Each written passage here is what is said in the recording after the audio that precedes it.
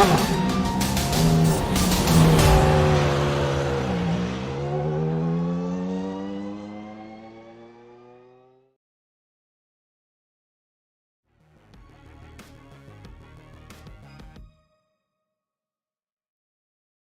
a lot of fast names last week, it also introduced us to some new hot shoes. Will this influx of talent manage to take the fight to the likes of Courtiniemi, Tixier, and Trangarade? We'll find out soon as we get ready to watch round two of the Lotus 49 Grand Prix Legends Series, and you'll see it all live here on the Global Sim Racing channel. Hi, I'm Joe Peak, and with me in the booth is Christian Challoner. Behind the scenes is our director, Robert O'Brien, and he's using cameras provided by Dougie Beard. Donington Park is a slightly less perilous venue than Bathurst, but it's still going to be incredibly tricky. Let's head to our track guide to find out more. Welcome to Donington Park.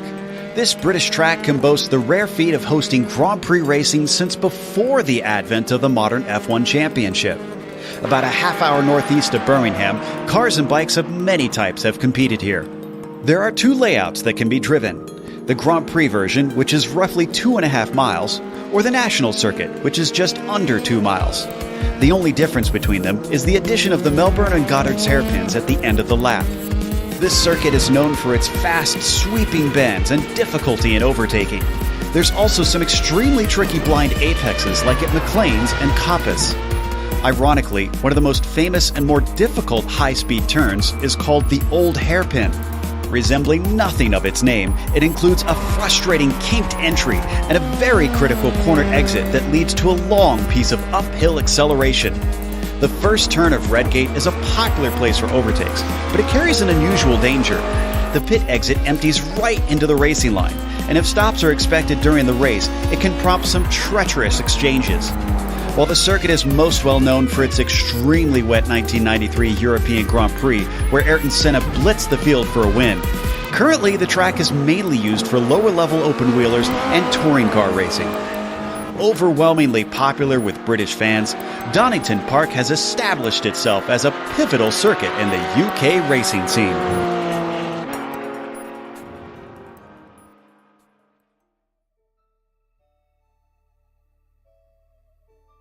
Well, Christian, we are here at Donington, where they almost got modern Formula One back there some years ago, but we're not going to be racing the version they would have. We're going to be racing the old style.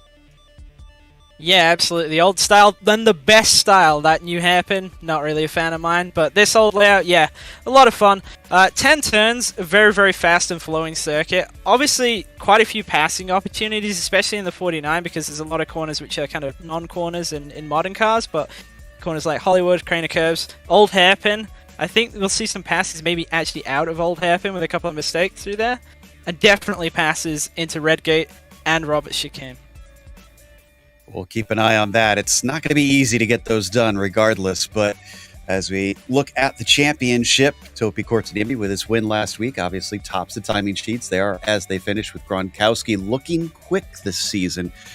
And he seems to intend to show up more times after just appearing for the first time back at Australia. So we'll see how he fares in other conditions. In the meantime, let's take a look at the F2 Championship. And Hyoye Niva is leading our F2 Championship, not for the first time either, but obviously only one round in, so just a small 3-point lead over Emmanuel Pereira in second. Matthew Maudsley, 4 points back in third. Matt Wright, 5 points back in fourth. And Dave Cohen, he's just 6 points back there in fifth. As for the Nations Cup, it looks pretty much like our F1 Championship, with Finland leading the way, the UK, Singapore, Norway, and the United States giving chase. We'll see how that switches around this week, and if we get any standout nations. Finland was very difficult to beat for much of last season. We'll see if they can keep that up. But Christian, what about for today's event? What have we got in store? Well, round 2 of 12, 31 laps. Obviously quite a short circuit, so that's why so many laps here today. Open setup as always in the Lotus 49, and no spare car. And we did see some pretty big incidents last season on the first lap. It's a tight track. It's possible that we're going to see a bit of a concertina, especially in the Redgate on lap 1. Hope that we don't. And if they do, no second chances. Absolutely. There's no spare car there to help you out. And they are in the midst of qualifying right now. We're looking for the first times to be set. Before we get to that, make sure and check out the Majors Garage, home of free Baseline Plus setups. Get help from any of the garage coaches 24/7. Sign up now for awesome, affordable monthly subscriptions, telemetry, coaching, and more by simply clicking on our link in the description below. Also, if you use our special discount code, Majors GSRC, you'll get 10% off. Now, last time out, Jim Shedlick seemed to be one to look out for as well, as he's 5th in the points, but he was mighty quick back in Australia. So what does the number one have for us this week? And especially because it looks like Mick Claridge has unfortunately had to end his ride a little bit early, so he is back and racing. John Olsen is going to be the first one to set a time, about a 105.6 for him. And that's probably a good estimation of what kind of range we can expect around here. Claridge now up to the provisional pole ahead of Olsen, but Bill Tyler goes even faster. Yeah, really nice lap there by Bill Tyler, where we saw last season. He's in the top 5s. Gronkowski, though, beats it by 0.2, and Shedlick by another 0.2. He's almost into the 104s. No Topi Kortaniemi here today, unfortunately, but Shedlick and Gronkowski should give us a good show. Tyler still holds on to that 3rd place train grade ahead of Claridge as well. In fact, the top 4 split by just over 0.4 of a second, with 2nd to 4th being even tighter. It is going to be fascinating to watch. And we're waiting on about half the field to get their laps down. They do have such short laps that they can give it a bit of time, and somebody's off there. Is that train grade? That was Bill Tyler, it looks like, who has unfortunately left the track. And we've gone to Gronkowski on his 2nd flyer, and it does look like he's improving, but so is Shedlick. And Shedlick looks like he's got massive improvements up his sleeve as Claridge now goes to 2nd. So across the line, Gronkowski, 104.8. That'll take him to pole. Shedlick does not go quicker, a 104.901. There is half a tenth between the two of them on the front row. And Tixier slotted in there into 3rd spot. He didn't get into the 104s, but very, very close, 105.025. Still, Tixier is going to be close, and that'll be important. Train grade, his 2 laps are done. Trying to see who else we've got that needs to wrap up here. Looks like Matt Wright has not set a single time yet, nor has Jana Lehman, but I think Lehman might be on his 1st flyer now. Checking to see if this one counts as he crosses. It does not, as it gets deleted. So he had a bad lap. Massa, 2nd lap, good enough for 26th position. Pereira, good enough for 24th as he improves. And it looks like Andrew Ang going to put himself into 27th, still missing about 10 drivers without a single time. Yeah, I've been kind of scanning through the field here, and it actually looks like this driver's struggling a lot more, especially coming out in the last chicane than I was expecting. And, even in other places around the lap, obviously we saw Bill Tyler. He was having a moment that I think was at Coppice. So, yeah, even our fast drivers are up there inside the top 5. Well, he's fallen out of the top 5 now, but still inside the top 10. They're struggling. It's a tricky track. It's not a long lap, and it is quite nice track to drive. It's very flowing, especially in a car like the 49. But it can really bite if you make a mistake. Plumley, good enough for a top 10 start, the way things are sitting now. See Jana Lehman coming around for his 2nd lap with about 2 minutes left on the clock. And a 106.5 will be decent. That'll put him into 21st, so about halfway up the grid. Andrew Ang is finished. Looks like Marco Salgado still needs to set a time. And he is improving on my time and in scoring, so the 19 car should be able to at least get him on the board as long as he's been clean during this lap. Let's see, as he comes out of Roberts, what's he got underneath him?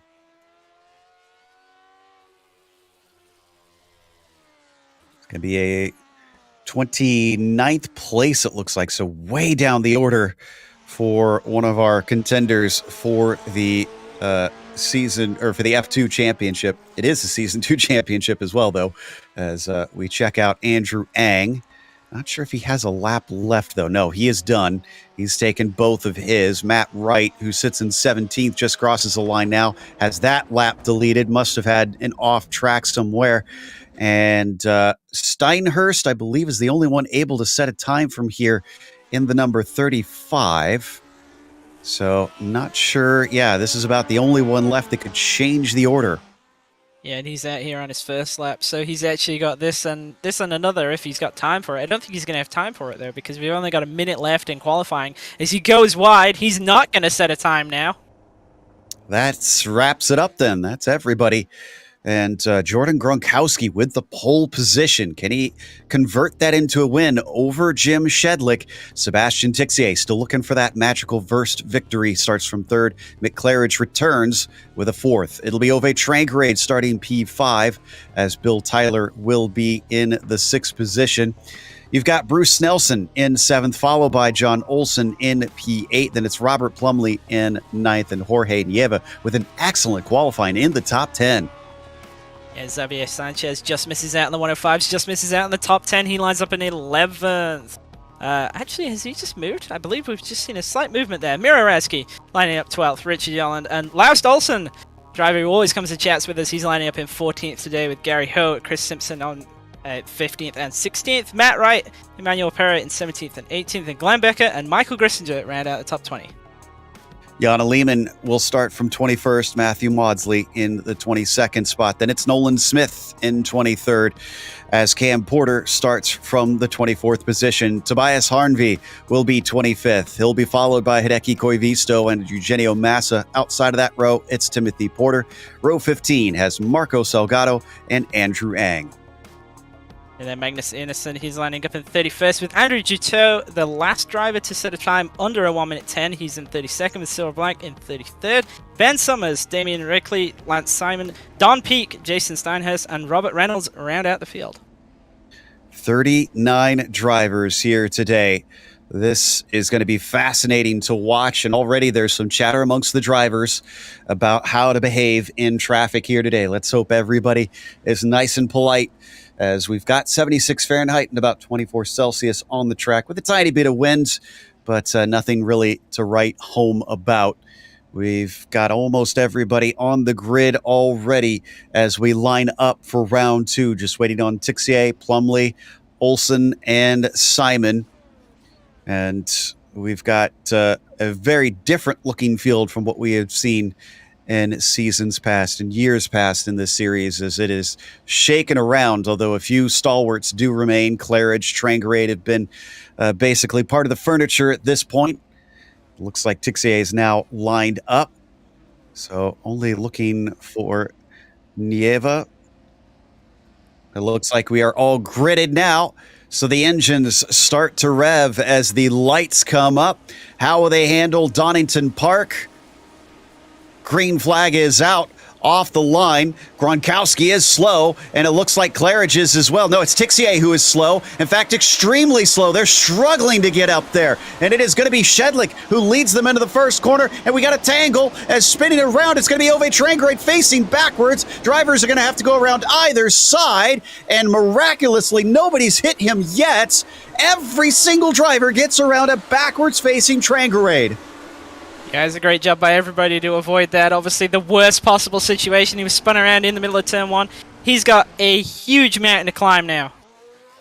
Unbelievable start for Trangrade, but look at what this has done for Shedlick and Claridge, a veteran and a driver who has been missing for some time. So who can handle this challenge for the lead the best? Tixier could still try and run them down, as he is currently in third position. Looks like Chris Simpson had a problem in the background. We'll get back to that in a little bit. Really, the battle starts from third on down. The top two are running away.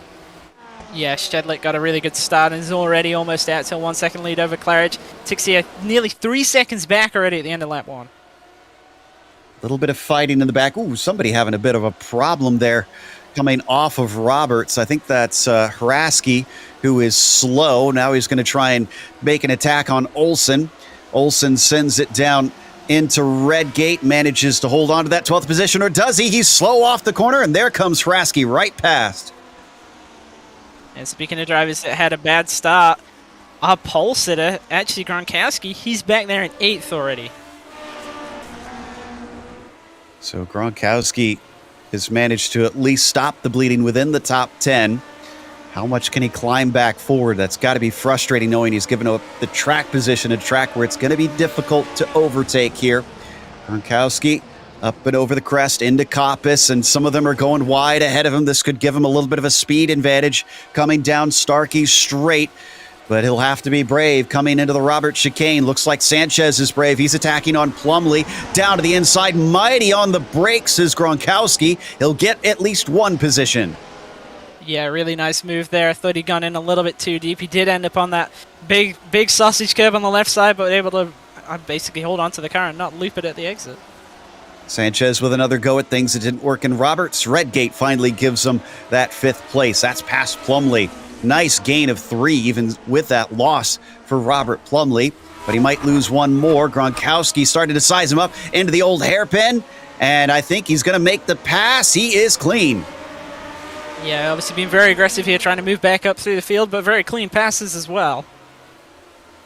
So he's made quick work to at least get to 6, but he is still about 6.5 seconds off of the leaders, and the more he has to battle, the more time he is likely to lose to those top 2.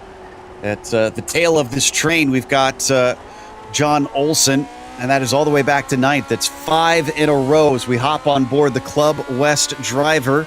Still trying to see if he can chase down Yolland. Yeah, we've got a ton of battling throughout the field here, really, but it's really spread out, relatively speaking. I know we talked a little bit about lap traffic. That's certainly going to be a factor. Ben Summers is currently at the tail end of the field, and he's already 43 seconds off the lead at the start of lap 4. So we continue to ride with John. Coming off of Redgate. Oh, and Timothy Porter and Ove Trangrade. What happened to Harvey here? Was Trangrade involved? He's just dashing through there. It looks like he was not. So Harvey getting tangled up with somebody in that number 27. Here's the replay. Scandinavian driver already has someone sizing him up from behind. Oh, but it's not from behind. It's who he's going to run into. Didn't quite see who that was, but definitely caused some problems, and he's thankfully able to return to the track. So that is the 24. I believe that's Eugenio Massa. It is indeed. Massa's spinning off to the inside instead, but looks like he's able to carry on, so hopefully no damage to that gearbox. Sanchez has now managed to... did he get ahead of Plumley? Or I think it was ahead of Plumley before, yeah. So the 3 still in 6th place. Gronkowski is well ahead of him already by about half a second, trying to see if he can catch up to Bill Tyler as they fly up the hill through Starkey's Bridge and Swans Curve into McLean's. Very difficult corner through there. Yolland managing to keep it on the track, but then the blind crest of Coppice. Tricky to get the power down as the track curves around and onto Starkey's Straight. Yolland under threat from John Olsen now. Yeah, definitely a chance of a move here into the final chicane. Takes a go, and he's got it. Very clean textbook pass from John Olsen. That'll put him into 8th. Oh, and that's a slowdown penalty, I think, as he pulls off to the left-hand side, and I think he's served it because it's already gone. Let's take another look at it.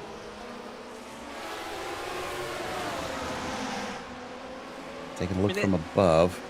It looked like he got the car slowed down pretty good, but I'm guessing he just cuts too much of the curb. So he goes to the inside here.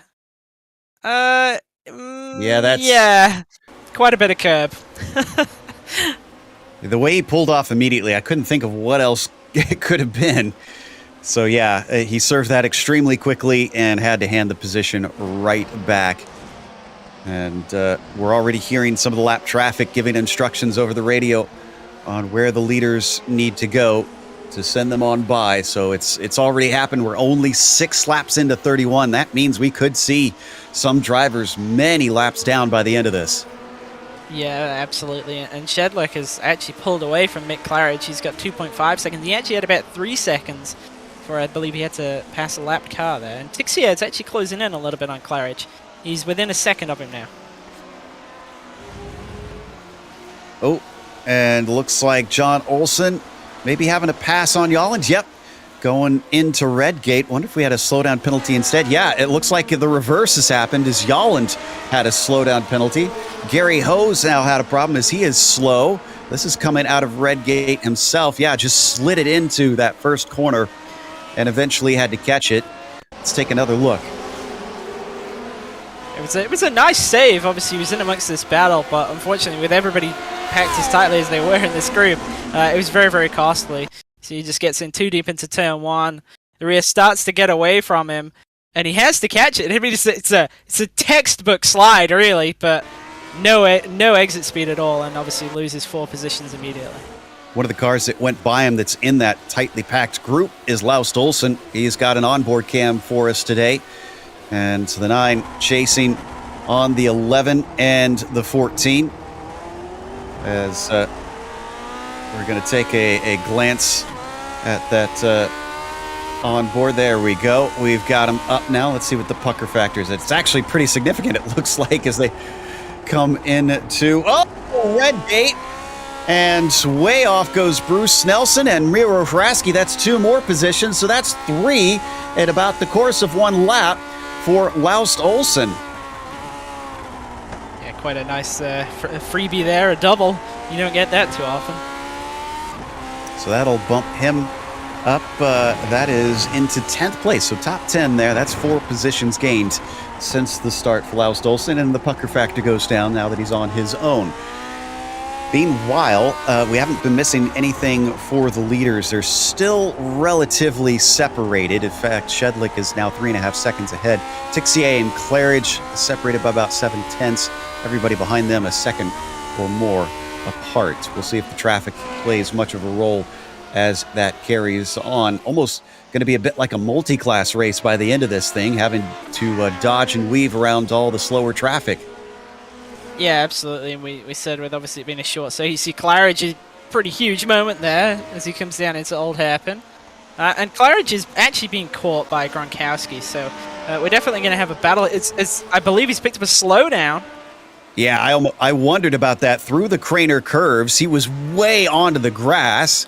I didn't know if they had slowdown penalties for that, but I had to think that at least something should prevent you. Let's watch. Yeah, this is going to be a good angle on the left-hand side here. Let's stay with this one because I think this is the side that it happened on. We're coming into Robert, so we need to wait a little bit here.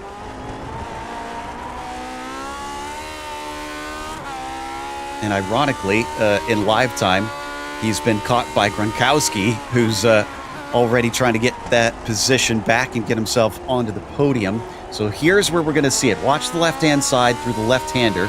This is into Hollywood. And then the Craner curve's going to be on the left. Yeah, I think that's where he cut. Yeah, it was quite an aggressive cut. I don't think I've ever personally, picked up a slowdown there myself, but he was definitely pretty much the entire car out onto the grass there. Well, as we come back live, that's going to be 3rd place away from his hands because there goes Jordan Gronkowski up ahead. Jordan may not have had the greatest of start, but he's had a much better middle race than Mick Claridge. So that's going to put him within about 7.5 seconds of Shedlick with a much clearer track in front. Let's see what the laps look like comparatively between the 8 and the 1, because I wonder if he's been running decently enough that he's actually catching at times. Obviously, he's lost a bit since we last looked. And Shedlick was a slower, on a few of those. So Gronkowski is gaining. Let's watch the cross, and Gronkowski 105.4, Shedlick 105.6, another 2/10 chopped off. Okay, this race is not over, but Jordan is going to have to be incredibly consistent and really keep up this pace. Yeah, I think he's going to actually have to get a little bit more pace as well. 2/10 isn't probably going to cut it with just over 20 laps to go, and he's got to pass Tixier as well. That's true.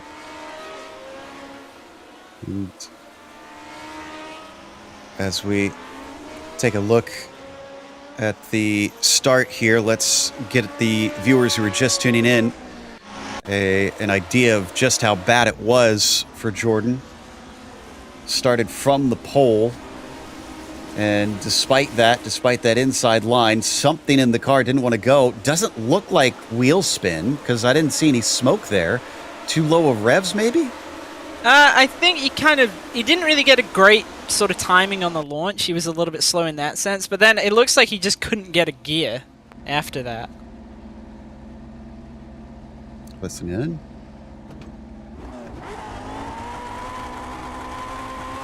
So the engine revving now. Revs look good to me.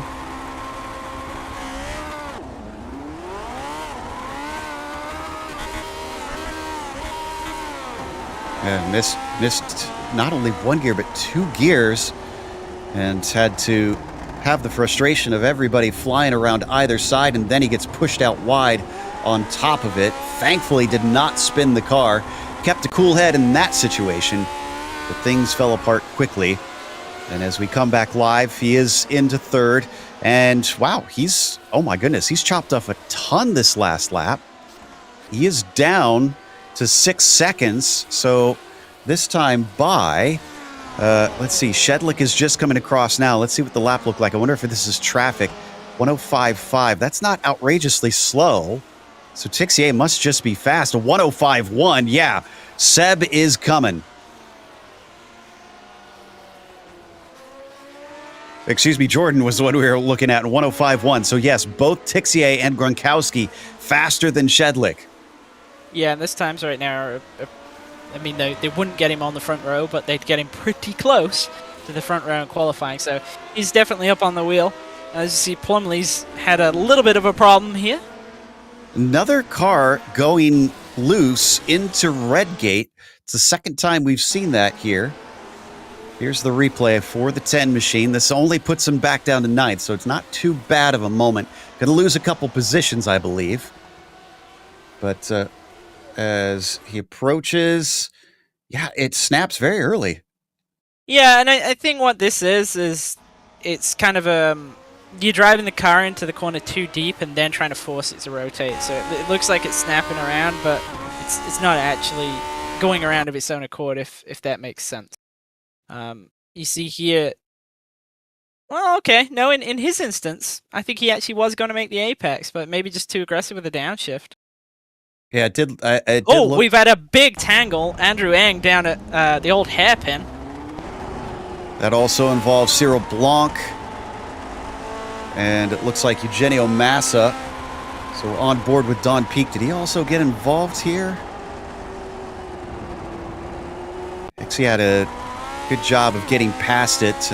Andrew Eng was the closest to it, but this is going to be a great view here from Don, as he's going to see it all erupt in front of him. That will promote him up to 29th. Ooh, yeah.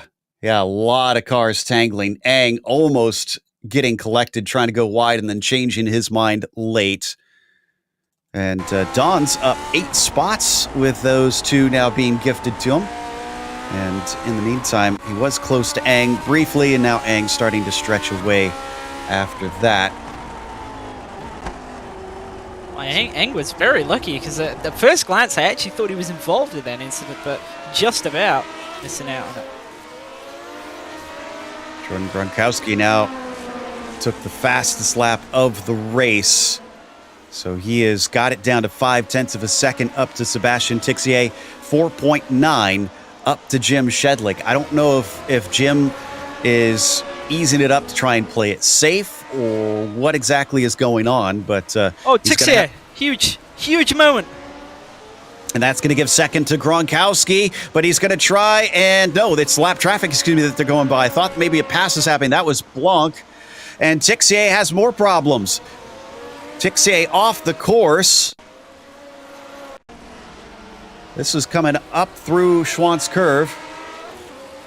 I think he must have backed it into the fence, because he kind of exited stage left, and I thought he was going to get away with it. Obviously, he was going to lose a lot of time, but it looks like he just gets into the wall. So that's through the old hairpin, and it'll be up the hill that this happens. Right there. Just snaps away from it. It's very, very easy to do. Yeah. Doesn't really get in the fence that hard at all, but just enough. I'm checking to see.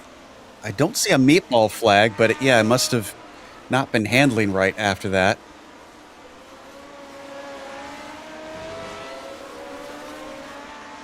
So it looks like that lap traffic just kind of put him off. And he has officially retired, so he's out of it. This is a car that can often be tricky in the fast corners, sometimes if it's set up a little loose. So I wonder if maybe that was the case there. Yeah, I mean, when you're kind of coming up through the hill there, it's just quite difficult to, actually keep it in a straight line. The 49 really doesn't like to be having the power put down as you're kind of going around a corner. Meanwhile, look at this. This is the battle for third once again. Claridge promoted back up into the podium positions. Tyler's being chased by Sanchez. What a run it's been for that number 3. Up 6 spots at the sharp end of a 40-car field, 39 technically. And that was a huge catch from Bill Tyler. He's going to be a little slow through this portion. Does Sanchez dare try and do something into old hairpin? Switches back. Tyler slightly defensive into the corner. That's going to be a shallow entry. Can now Sanchez do something off the corner? No, doesn't look like it. He's still close, though. He's still maybe got some opportunities in the second half of the lap here. Once again, a little bit of a defensive move from Bill Tyler. He's feeling shaken here. He's trying to keep Sanchez from having the desired line on entry, but that's hurting him on exit. But Sanchez just doesn't seem to have the traction. They fly down the hilly Starkey straight. Couple dips in here before finally flattens out into Roberts. No, still not able to overtake. He's been given opportunities. I'm kind of surprised. Yeah, it just hasn't really taken them. It would have to come from quite far back, though. Safe break into Redgate. Does cut back underneath. Is a little wide off the corner. Bill Tyler taking very different lines all over the place compared to Sanchez. Down into the old hairpin. And for some reason, Bill Tyler just does not feel comfortable with him behind, despite not showing a nose yet. Big wobble there, getting out of old hairpin. It's closed the gap up some, but it just doesn't look like Sanchez is able to get alongside and get the move done. But a really impressive drive from him. Obviously started in 11th, just missed out on top 10 in qualifying, but up inside the top 5 now. Ooh, and really closing in, coming off of Coppice this time. I think he's got a much better shot at it. He thinks so too. He's going to go 3 wide through the lap traffic and brakes early instead. That was going by Damian Rickley in the 31. Very good run off of Roberts. Will we see Bill Tyler once again defend? No, this time he's going to leave the door open. Sanchez tries to step through, struggling under the brakes as the car bobbles back and forth and can't get the power down once again. Yeah, just got a little bit too enthusiastic with the loud pedal there, and it cost him. It meant that he wasn't going to be alongside down through the craners. There's a spin from Jana Lehmann, but we can stay here. Just a solo spin back in the midfield. Sanchez has got him on the ropes, but he's not perfect out there, just making mistakes and can't seem to execute. Claridge in front of them, also not running away despite the battling between the pair behind them. Yeah, this could conceivably be a third-place finish here for Sanchez if he can pass both Tyler and Claridge. We ride on board. Another moment for Bill Tyler. Sanchez is there, decides not to try and take it through Roberts. Aggressive over the curbs, and that pays dividends. Oh, but he can't. The car accelerating just struggles every single time.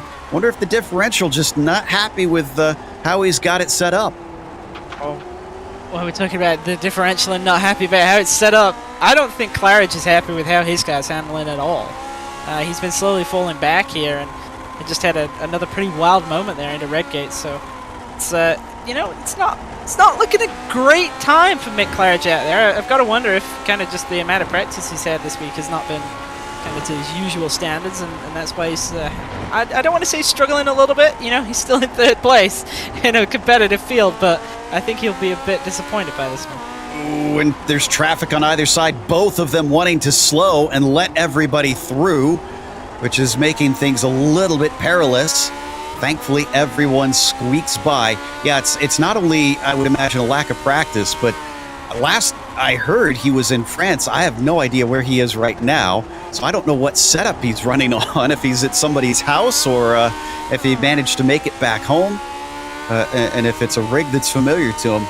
So he's having to adapt, I imagine, and underbraking into red gate. Bill Tyler doesn't defend, but Sanchez also doesn't attack. And both of them are definitely closing in on Claridge now, and up nearer to the lead. Gronkowski has closed the gap to Shedlick, but definitely not enough. A big move now into Old Hairpin. Sanchez lulling him into a sense of security, and unfortunately the attack did not mean an overtake. He pulls back out of it, but we can see that he's still eager. This time he tries to cut back, but instead just winds up going wide through McLean's. Yeah, and it's not a trivial thing to make a pass at this track, even in kind of more draft-locked cars than the 49. It's just the straightaways are relatively short, and it's much harder to get alongside, even with a really good corner exit. Down through the final chicane, this is where they once again have been getting the closest, but it looks like Sanchez has just had a horrible time trying to accelerate off of corners. Emmanuel Pereira just went off. He's going to fall out of the top 15, and this is through Coppice. This was another solo spin. Yeah, this is quite strange. It really, really just snapped away from him. And massively unfortunate, because he was having a really good run there up inside, well, not inside the top 10, but just outside of it. He was 12th.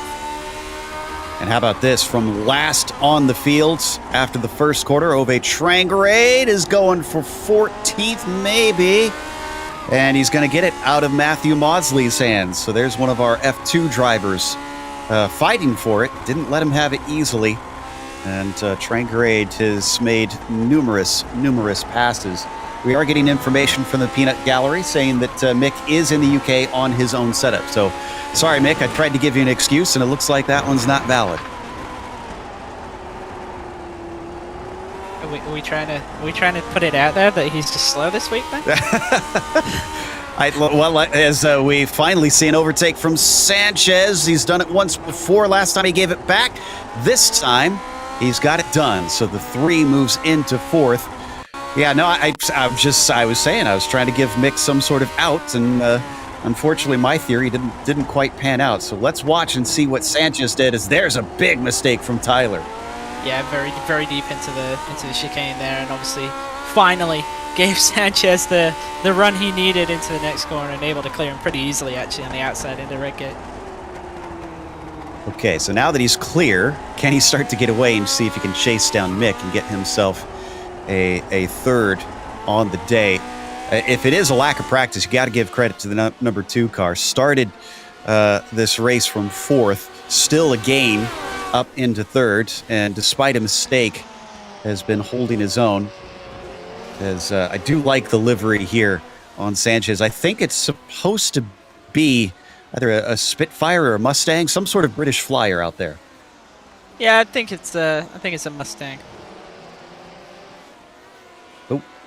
We got a little bit of a pass here on Gary Ho. Might be 2 of them, because here comes Matthew Maudsley. That was Matt Wright that went by before. Stuck on the outside down into the chicane. Maudsley not as good on the brakes, and he's going to have to give up the spot. So Ho will retain 14th. However, Nolan Smith, and a cut course for Maudsley. He is slow, so Nolan Smith gets promoted. And the 30th placed in iRating, Nolan Smith, kind of known for being a little bit quicker than what his iRating implies, but it looks like that has been steadily improving, because he tends to run pretty well up there, up to 15th now. Finger not quite to the top 10, but he's up in 12th. Yeah, Jorge Neva is actually going to have a great points finish here for the F2 Championship if he stays where he is, because he's up in 9th. Yeah, +1 from where he began.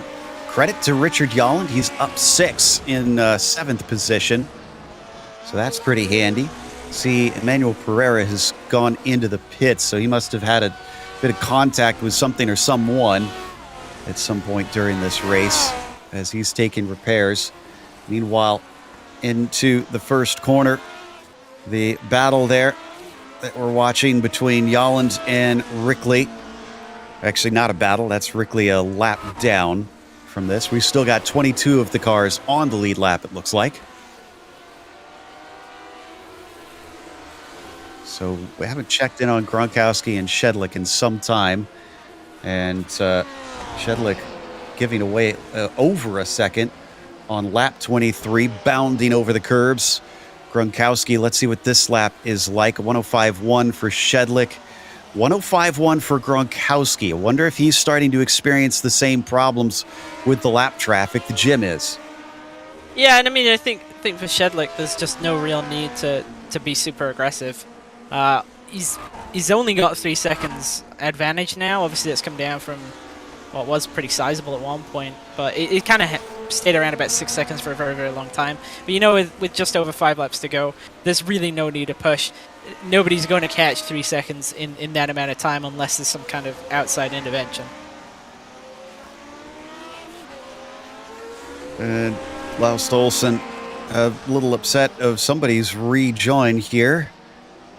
Looks like Jason Steinhurst just about scared the dickens out of him coming through the final chicane.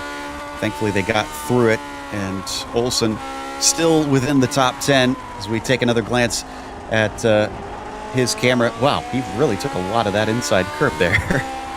And he was not penalized for that, so that was all fair for the Scandinavian driver. So he breaks up into McLean's. He's been up 4 positions from where he began today, and it looks like he's settled in to his own rhythm without anybody nearby to try and battle with. Yeah, and we've seen this from Laust quite a few times where he'll have a really, really solid race and pick up a top 10. Make that 8th. Yeah, he's moved up. I'm not sure what's happened there. Nieves dropped behind him. Oh, having a moment. I've commentators cursed him. I seem to do that to a lot of the Lotus 49 drivers, but yes, Laust on the way to another top 10 here, perhaps. But Ove Trangarade he's really moving. He's up in 11th now and only 2 seconds behind. Big slide there from Nieva. Yeah, apologies, that was 9th, not 8th that Laust had taken with that off track. Both of them struggling late in the race to keep it on the black stuff. It's been looking tough to try and retain that position. Sanchez only 3/10 behind Mick Claridge, and Claridge has got a whole bunch of lap traffic in front of him. This is not looking good for the former it's looking champion. really bad. Oh, that was very close. Ran into Summers, and that actually hurt Sanchez too, because he had to dive off to the grass to avoid both of them. Yeah, I really thought that Mick was heading off towards the pit wall there. I'm very impressed he was actually able to avoid a collision. It's interesting seeing the difference in attitude between some of the drivers, because there has been some arguments and squabbles over the text chat amongst those who had problems. It was Mick Claridge. When he had that moment, he just came on the radio and laughed. I mean, sometimes that's all you can do, you know. Yeah. It's not really hurt Sanchez's charge though. He's still got a shot at this. Ooh, problem in front of them. Once again, Timothy Porter this time on Mick Claridge, who has to check up, but doesn't make contact as Jorge Nieves had another problem. Jorge is off. I think that's McLean's. No, that's the old hairpin. And he's falling way down the order. Oh, man. From a top 10 down to 17th. Olsen back up to 9th once again, but now he's got Trangarade behind him. So he might lose that position once more. And Sanchez losing a little bit of time to Claridge there. He was having to make a pass on Porter into Redgate. So Olsen, I don't know if he's going to be able to keep Trangarade back. 2 Club Scandinavia drivers, 1 Swedish, 1 Norwegian. And Ove Trangarade, who's sizing him up, decides not to try and attack here into Redgate. Up in front of them, Andrew Ang is a lapped car. That could play a part in this, but Ang's experienced. He's a veteran of the series. He knows how to deal with lapping drivers. As they approach the old hairpin, still not close enough. Yeah, and I think Trangar is going to have a couple of opportunities to get this done, as you see passing the lap car there. He's really closing in now, but this is not really a passing spot in the 49. Yeah, McLean's always scared me. It's so hard to break into that corner. Extremely close off of that up into Coppice. This is where he really needs to be solid. Coming off of this long right-hander, you can see the differences in lines between them. Olsen a little bit hotter into the corner, but he's suffering on the exit. Trangare's got the slipstream, but look at how early they have to brake for that chicane. Yeah, and it looked like Trengare had actually pulled up the car a little bit earlier, maybe trying to get the run down here into Redgate. I think you're right. That was a great exit. And he pokes his nose out. He's going to go for it. No defense there from Laus Olsen. Olsen cuts back. Could get the launch off the corner, but nothing doing. Trangare back into ninth. He's only 4 down from where he began. Yeah, and it's been a great recovery, it has to be said. At one point, he was, I think, something like 25 seconds off the lead. And he's lost more time since then, but, you know, pointing the wrong way in the gravel trap at turn 1 on lap 1 to finish well inside the top 10. You kind of got to take that as a bit of a victory. Credit where credit is due. And Jim Shedlick just took the white flag, 1 to go, which means we're less than a minute away from the finish of this race. And there you see the number 1 as he was only able to take a 5th place last race. He is going to do much better, not just getting onto the podium, but looking at a win. It wasn't without its challenges, Gronkowski. If it wasn't for that mistake off the line, you have to think the way he gained on the number 1 probably would have challenged him for the victory. And coming out along Starkey Straight, just 1 more braking zone to go. And side-by-side battle as well. We'll have to check out after the victory with Sanchez and Claridge. That might go down to the line. Shedlick, though, will take the win here for round 2 in the Grand Prix Legends Series. Gronkowski follows him home a mere 3 seconds back, and it looks like Claridge was able to rebuff Sanchez down into the chicane. He's got to be super clean through here, as a lot of curve for Sanchez just was too much, and he'll have to settle for 4th. Yeah, but a great drive really by Sanchez. Started 11th, up 7 spots, challenging for a podium at the finish. Not many battles left on this lead lap. I think the only one I can see is Rasky and Yeva. As Robert Plumley going to be able to get in 8th position. How about Yalin in front of him? Up 6 spots still from where he began. Sanchez was up 7 as well, by the way. Nolan Smith up 11. And coming down to the line as we look at Nieva, he's starting to drop away from Rasky. It was a little bit closer than this into Coppice, so he must have made a little error, and they'll cross the line with only 17 cars on the lead lap. That's going to take us to a quick break. We'll come back with the official results as well as driver interviews, so stick around.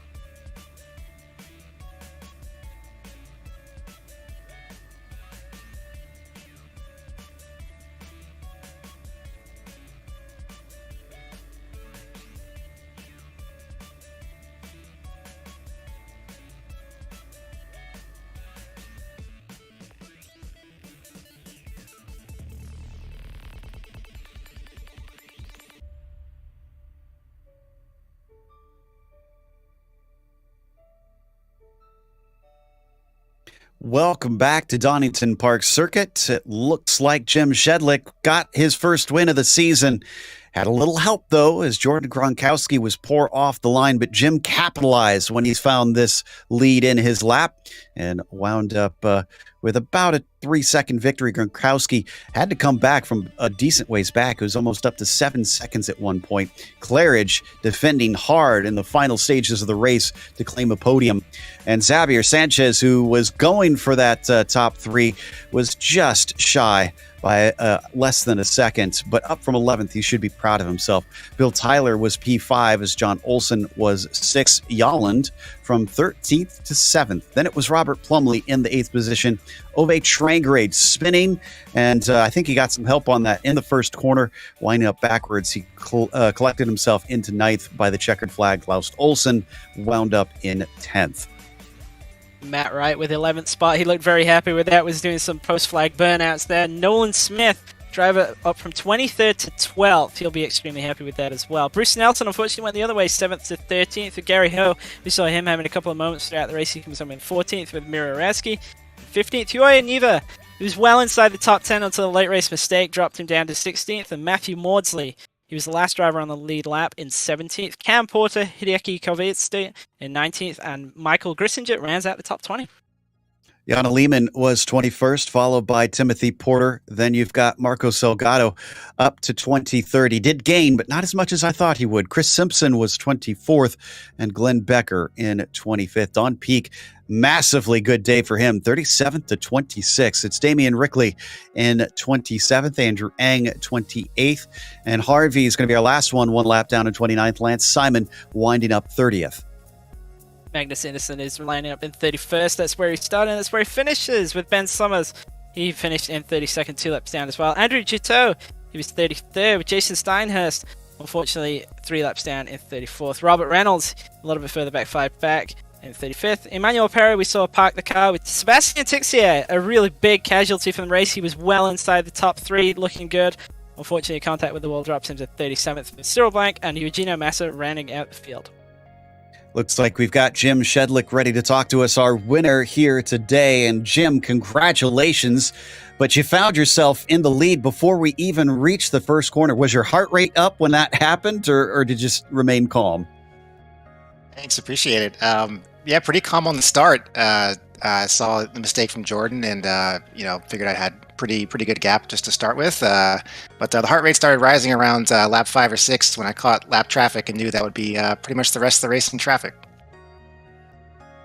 Well, we kind of expected that ourselves, as we figured with such a short lap there and such a big field, so you guys would kind of be caught up in that. But as Jordan started to gain, did you look in the mirror at all? Did you turn off the F3 box by the end?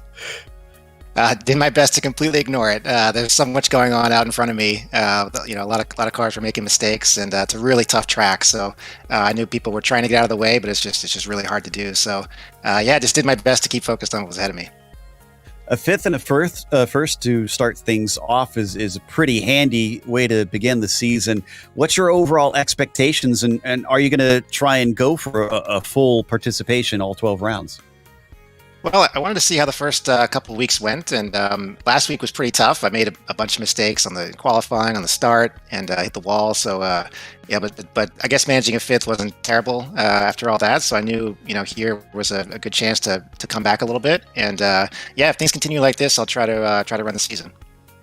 Awesome stuff. Is there anybody you want to thank that helped make a victory possible today? Well, certainly want to thank my family and my wife. My son was born 3 months ago today, so that's why I wasn't around last season, but she's taking care of him right now, and really appreciate that. That's a reasonable reason to miss, as that was Jim Shedlick here with the win. Up next, Christians with Jordan Gronkowski, who gave away that pole right at the start. Jordan, it's been 2 weeks where it's been a pole, but unfortunately not able to convert. Second place both times. Tell us a little bit about that start, because it looked like you actually got away kind of okay, but then just absolutely no performance in the second phase and dropped to 8th. Yeah, no, it was. I'm still getting used to the car and the gearbox and things. I did a lot of work on starts for this week. The initial launch, because that's where I kind of lost out last week. Just again, the manual clutch bike point and things, and just getting used to that. And then I think I got a good initial launch, as you say, and then look at the replay there. I just had a box full of neutrals, and obviously it twigged far too late that I needed to dip the clutch to get it in a gear. And by that time, I was down 8th or 9th or something. So, yeah, disaster. And immediately just looking ahead, I think somebody lost it in front of me in turn 1. So you're immediately just trying to avoid any kind of contact and keep going, which luckily I did. So yeah. Yeah, I mean, it was definitely a great recovery, and you got almost within 3 seconds of Jim by the flag. Now, pace-wise, I mean, obviously qualifying pace was amazing. There was only 2 of you down in the 104s, and yourself with a half a tenth advantage over Jim. So pace clearly there. Any kind of thoughts on next week, and maybe actually converting one of these poles into a victory? I'd love to. Unfortunately, not next week. Next week. We have a family holiday planned. Fingers crossed, everything goes okay, and we get away on that. So I'm unfortunately going to miss next week, which is a shame because I like Zolder. But I'll hopefully be back for the week after that. I won't get much testing time in, but hopefully back for the week after that. And yeah, so Road America will be my next round, and yeah, I just need to. Again, the pace has been amazing, as you say. I'm surprised myself just coming into this championship. Again, we retired from, as people who follow us know, we've retired from real world racing last season, and the Lotus 49's always been something that I've loved to get into driving in simulators, and so we're lucky enough to build a sim rig here, and I want to drive it as realistically as possible, and yeah, it's amazing. I'm loving driving it.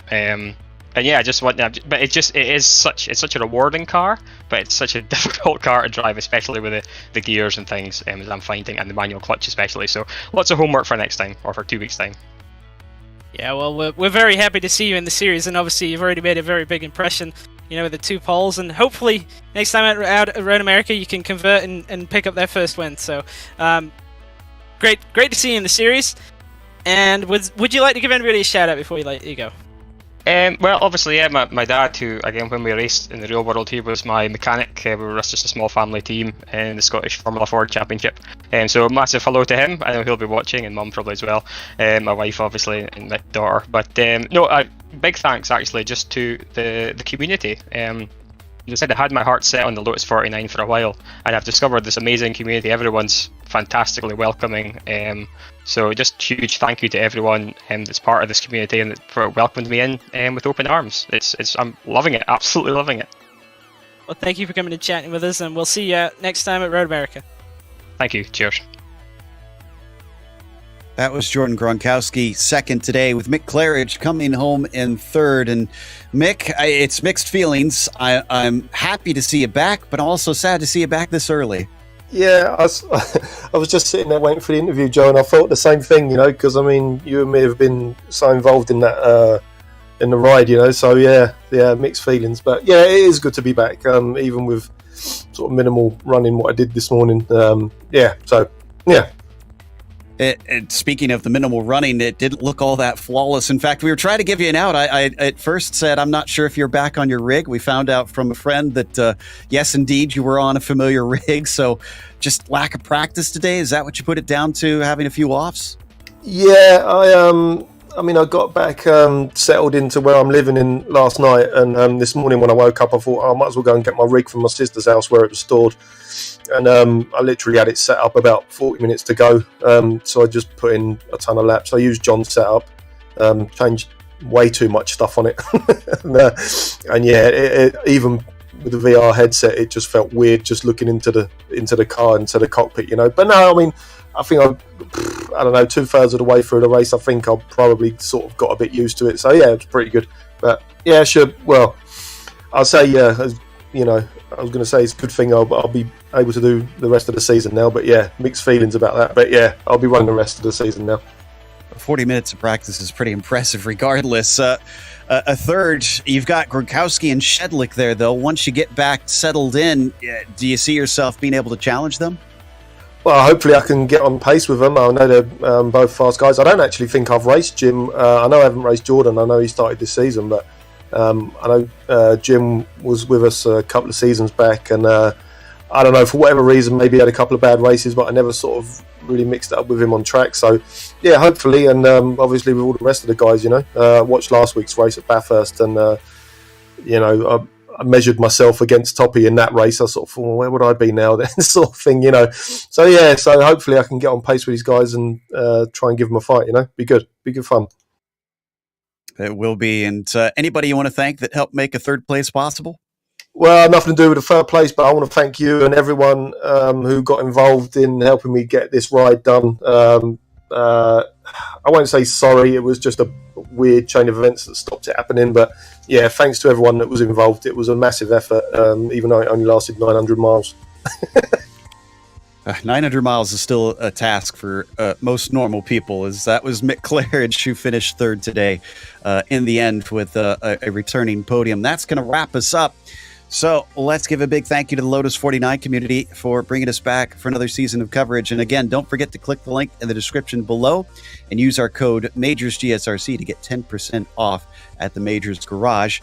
Also, a thank you goes to the companies that provide the software and hardware for our broadcast that we've listed here on your screen. And additional thanks to June Lalonde, who provides our wonderful music. Check out her Bandcamp for more great work. Thanks to the team today, Christian, Rob, and Dougie. You can find more info about GSRC at globalsimracingchannel.com or through our social media. Also, check out our merchandise store at gsrc.storeenvy.com. We keep a link in the description below. Don't forget to subscribe to our YouTube channel so you don't miss a moment. Next race will be at Zolder. That's another somewhat short lap, but not short lap time, as there's a lot of chicanes in there. That'll be Saturday, April 2nd at 9:30 a.m. Eastern. We have upcoming races for other series listed on the screen, so check those out. Mark them down on your calendar. And in a few moments, we're heading off to the Camel GT Series at Homestead, of all places. That's the road course there at 1 p.m. Eastern. But until next time, race clean, race hard. We'll see you on the track.